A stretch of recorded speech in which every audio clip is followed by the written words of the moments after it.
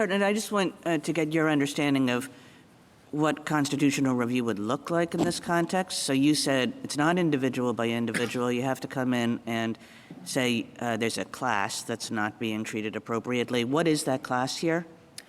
Thank you, Your Honor. And I would say I don't think the court has ruled out the individual case. I just think we weren't presenting it that way because we were trying to align ourselves with how the court had looked at it. I think we would say we represent the group of people that do not have an athletic advantage, that have mitigated their their biological advantage of being born male.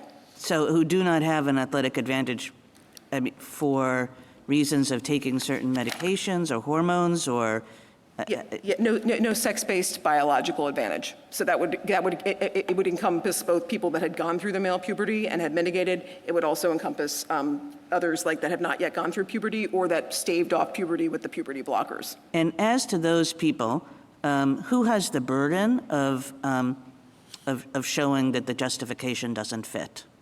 I think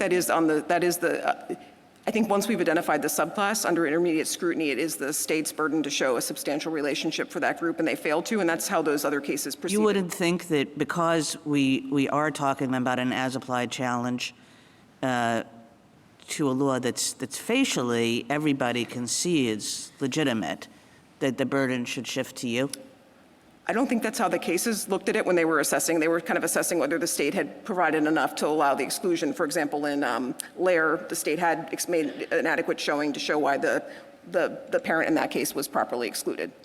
And how do you think the question of scientific uncertainty should play out in an analysis like this?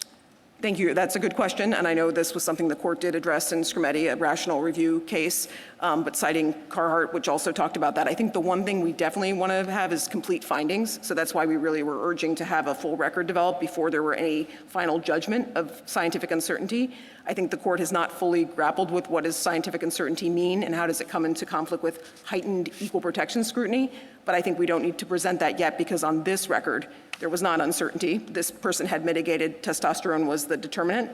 Maybe on a later record that would come out differently, but I don't think that. Just play it out a little bit if there were scientific uncertainty. I mean, if it really were an equipoise, then I think that that is a situation where I think it's still heightened scrutiny. So under a heightened equal protection scrutiny, the burden is on the state to justify the law, and if they haven't been able to justify that, that usually fails. If it's really a question of they're at 50-50, do we allow the state some leeway? I don't think that's been answered in the court's cases. Normally, the heightened scrutiny controls, and there's not a deference on top of that in the equal protection context. Thank you.